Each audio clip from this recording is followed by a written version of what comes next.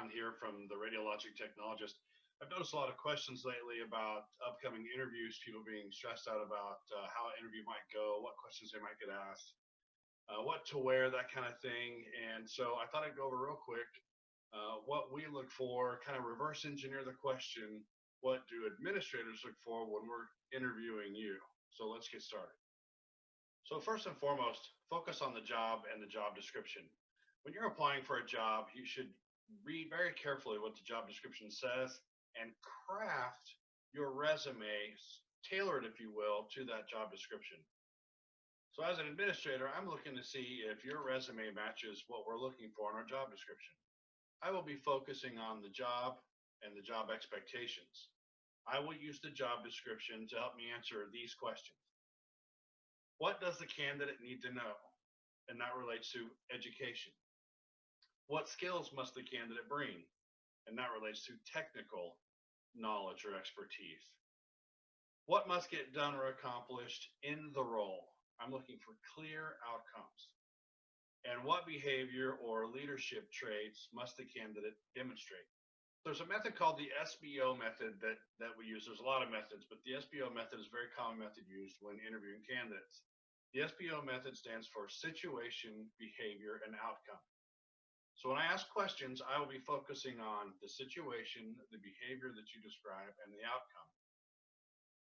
The situation is, what is the candidate doing at which company, and what was the scenario, and does it relate to the question that I asked? Behavior, what did the candidate actually do? Avoid theory and philosophy. Avoid what the candidate would do and look at what the candidate said they actually did. Listen when a candidate says we, then I would ask, well, what was your role? And the outcome, what resulted from the candidate's action? Was it positive or negative? And then I have some interviewing techniques that I follow. Listening, for example. I focus on your answer. What am I hearing? What am I not hearing? And did the candidate's answer help me identify the situation, behavior, and outcome? And there's probing. I'm prepared to ask follow-up questions. If your answer is incomplete, then I'll be probing for what's missing to try and fill in that SBO. So focus on listening and probe based on what you don't hear or what's missing. So if you hear someone who's interviewing you kind of re-ask the question, then they're not hearing what they're looking for. That's your cue to quickly rethink how you're framing your answer and try to restate it. Then I will use silence. I will use silence strategically. SBO questions can be difficult to answer. Silence gives the candidate time to think about his or her answer. Don't feel rushed, and don't do what a lot of people do in the presence of silence, and that's just to ramble on. Doesn't help. Remember, it needs to pertain to the job. Silence also helps to encourage the candidate to speak up or ask questions.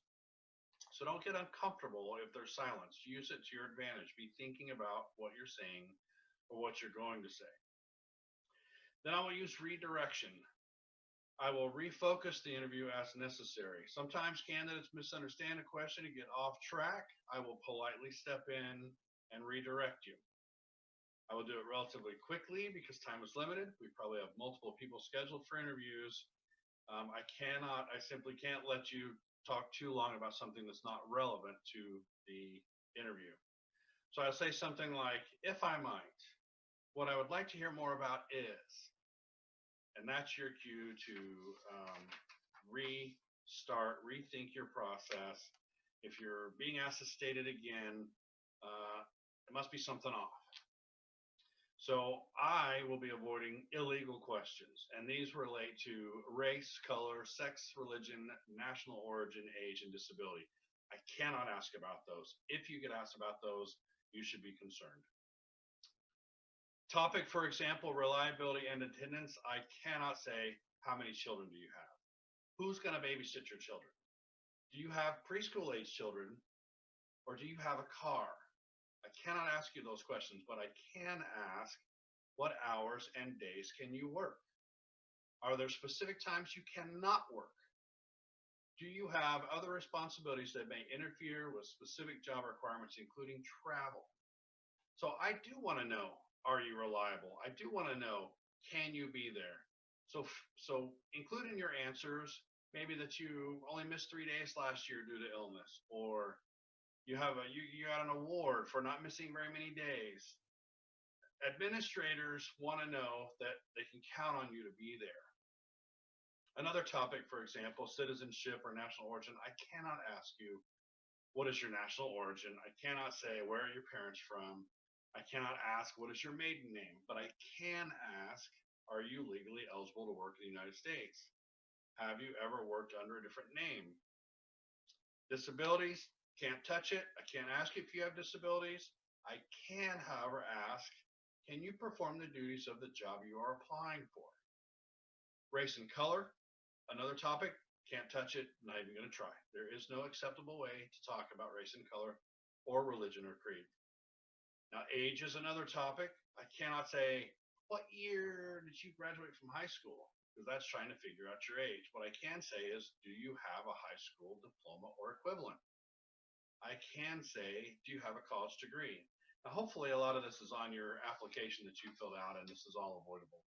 Another part of the interview is going to be your application review. This could be done before you come in, and this is where administrators will review your application and take note of how things line up with what we've asked for. So let's get into some of the questions that I will ask you. I may say, please provide me a brief summary of your work history and experience as it relates to this position. Please share with us why you are interested in this position. So here's a question I may ask you, and then I'll give 3 probing questions along with it. And then I'll tell you what we're looking for in the answer. Question number 1. Describe a time when you had to manage and prioritize workflow and expectations from more than one person. Because there'll be times when you may be the lead tech in the position, or you're applying for supervisor or manager, but even when there's just a floor full of techs, somebody kind of has to take control of the workflow. Lead tech, tech 3, whatever you call it at your facility that you're applying. So describe a time when you had to manage and prioritize workflow and expectations from more than one person. I may follow up on that question with, how successful were you? Did anyone feel their issue or need wasn't addressed? How did you deal with conflicting expectations? And then I'll pause and you think and give me a really good answer. And what I'll be looking for, or measuring if you will, is efficiency and time management. Can this person handle multiple priorities? Can this person coordinate direction from multiple sources? Can this person communicate issues or status effectively? And then I'll score it. And at the bottom of my page of my scoring tool, I have 3 categories. I have low, medium, and high. And each one has a few numbers in it. Low, I can give a 1 or a 2. Medium, I can give a 3, 4, and 5. And a high rating would be a 6 or a 7. A low rating would be if you failed to complete some or all of the tasks. It would include if you did not communicate with all the parties involved, and it would include responding negatively to the conflicts. Those are the bad answers. Along the middle or the medium answers would be, you completed most of the tasks. You occasionally kept others informed of the status of the situation. And you handled conflicts courteously.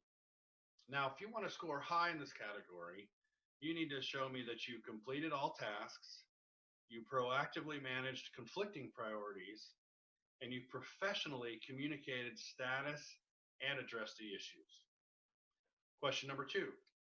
Describe a time you were part of a great team. What part did you play in making that team great? So here's some of my possible probing questions. What made the team great in the first place? How did you encourage continued success? What would you do differently? What did you learn? So after you answer the question with whatever comes off the tip of your tongue to begin with, then I'll ask those probing questions, see a little more detail. Pay attention that if I'm redirecting you back towards something I may be looking for. And here's what I'm measuring.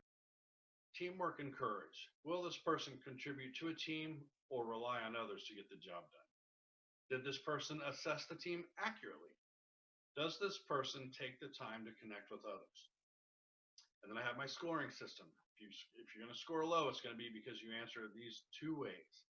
A score 1 or 2 will be from you saying you relied on others to lead the team, or you didn't consider the team, you cared only for yourself. If you want to score right down the middle, a 3, 4, or 5 on my scale of 1 to 7, you will say you recognized others but may not have contributed to the success of the project. Or you will say you would only participate if others would participate. Now, if you want to score high, a 6 or a 7, here's what you say. You led the team to greatness. You considered what was best for the team. You know the value of recognition and feedback. Question number 3. Tell about a recent job experience that you would describe as a real learning experience. What did you learn from the experience? Give your answer, and then I may start to probe. What steps did you take to learn? Who did you involve? What would you do differently in the future? How would you help other staff not have the same experience? You would answer, here's what I'm looking for. Performance and continuous learning. Does this person take an interest in developing him or herself? Is this person open to and admits opportunities to grow or improve? Does this person recognize appropriate areas for improvement? Now I'll score your answers. A low score, 1 to 2. Showed little interest in development, unwilling or unable to admit to lack of skill, wasn't open to sharing needs with others. Score right down the middle, a 3, 4, or 5 on a scale 1 to 7. You would say shared the needs for growth with others, may have missed opportunities to learn, or considered some steps to learn, may have missed others. Now, if you want to score high on this particular question, what I'm looking for is you openly shared developmental needs. You proactively planned for and engaged in learning, and you were able to quickly apply learning to the job. Another method of scoring that I will use is the communication score. This is another scale of 1 to 7. 1 to 2 is low, 3, 4, 5 is medium, 6 and 7 is high. Here's what I'm looking for. If you give these answers, you will score low. You didn't answer the questions, you were monotone or too verbose. You didn't appear to listen to the questions I gave you. You engaged in distracting behavior, twisting hair, poor eye contact, very fidgety, and you had poor grammar. Now score right down the middle. You're going to be answered most questions, may have required questions to be repeated. Now that's okay, it's not a bad thing. If you didn't hear or you need a little bit more time to formulate, ask to repeat the question. Generally concise and clear in answers. This is where stuttering and stammering comes in. May not have asked questions in the interview. We expect you to ask questions back sometimes. Now, if you want to score high in this section, you're going to be positive and engaged. You're going to give thorough answers to all the questions, and you're going to ask relevant questions in the interview. Not off-the-wall questions, relevant questions. Here's another question. Describe the most difficult task or project you had to complete. After you give your answer, I may probe with a few more questions. What hurdles did you run into? Who did you involve to help you? What would you do differently today? Now, what am I looking for? I'm looking for execution and critical thinking. Can this person think through a project and what is required? Can this person complete work as required? And does this person know how or when to partner with others? And here's how I score it. Again, on the low side, you will score low if you fail to complete the task on time, if you did not consider all the necessary steps, and did make use of others or seek help. Medium, down the middle, completed task, may have missed deadline, considered some obstacles, missed others, may not have made good use of others. If you want to score high on this one, you would say you successfully completed the task, you thought through the points of difficulty, and you partnered or asked for help appropriately. So the last thing I'll offer when you're crafting your resume and filling out your application, it's critical that you evaluate what's being stated in the job ad. You need to look at all the things that it says are job requirements or what's expected of the candidates, and then look at your resume and see what fits. Change some wording on your resume if it fits. Um, if we're asking for somebody that can work the night shift, make sure that somewhere you've worked the night shift before, or that you state you are willing to work the night shift or any shift necessary. Always bring copies of your own resume. Many times I've seen them not be provided by other parts of the organization. When we walk into the room to conduct interviews, sometimes we have resumes on the table that are provided for us, sometimes we don't. So as a candidate, you always need to bring your own resume. Always dress professionally. Always wear something that you would wear to church or to an interview. Don't wear blue jeans. Don't wear uh, clothes with holes in them. Keep your hair nice and neat. Be clean shaven, unlike me today. And you'd be surprised how many people come to interviews in t-shirts or things that just aren't appropriate. Scout out where your interview is before your interview, either the day before or the morning of. Don't find yourself looking for your interview at the last minute because you will be late and that will not look good.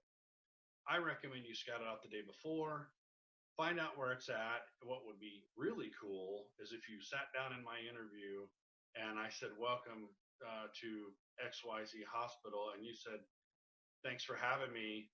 I was just in the gift shop talking to Mary, and she was telling me how wonderful this place has been since it was opened 2 years ago, or something to show me that you've been in my facility, you've been looking around, and even drop a name would be phenomenal. I've never had that happen. I think it would be great.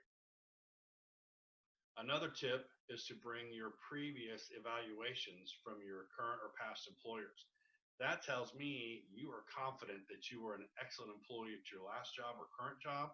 If you're bringing me your evaluation and it looks good, don't bring me a bad evaluation, but bring me a good evaluation, and that actually saves me some work.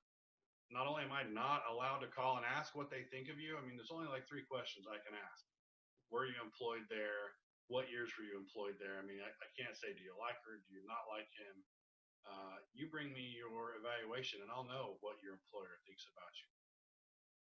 So you got your resume, you got your evaluation, and then bring a little dossier. Do you know what a dossier is? You see that a lot in the spy movies. The dossier is what has all the information about the good guy or the bad guy in it. But a dossier is just a compilation of details about a person. So when you interview for a job, you should have a little dossier that might have a page about what you do in the community. Do you volunteer for the YMCA, for the Boys and Girls Club, church activities? That's something, we like to see.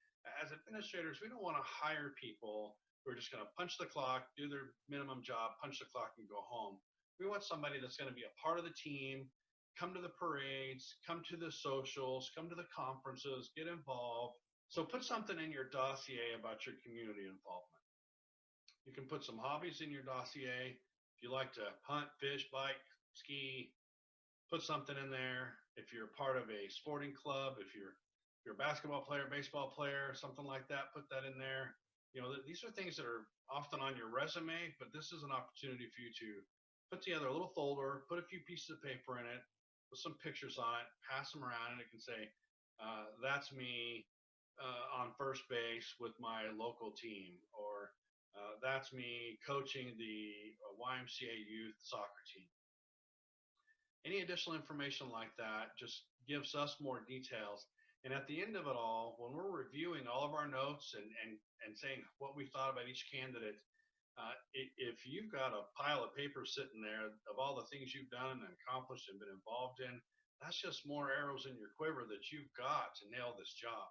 So don't be afraid to put together a little dossier of who you are and what you're about, any awards you might have won, any civic recognitions, any school scholarships, things like that. We want to know as much about you as possible, but we've only got about a 1 hour interview spot. So bring what you can. We'll ask you the rest. Do the best you can. Follow general interview procedure, sit up straight, try not to yawn a lot. Try to get plenty of rest the night before because you scouted out the site the night before. You didn't have to get up early to come figure out where we were. Um, we'll provide you with a bottle of water. We'll have a bottle of water. That way you don't get too parched. And that's pretty much in a nutshell how we run the interviews, how I run an interview, and what I look for in a candidate. So I hope that was helpful for you. Gives you some ideas of what can ask. You can always search the internet for the thousands of interview questions out there. You can review all those on your own and think of how you want to answer them. But that gives you a perspective of what administration is looking for from our side of the table. And follow that stuff. I'm sure you'll do great. Oh, and make sure and visit us at theradiologictechnologist.com, where we have some posts about interview techniques. There's a favorite method of mine called the Jackrabbit Joe method. It follows a young man and all the things he did to land a job at a trauma center that I ran a few years back. And there's lots of articles that will help you with getting into school and getting past your tests and doing well on the interviews and that kind of thing. So make sure you visit the website and check it out, and see you later.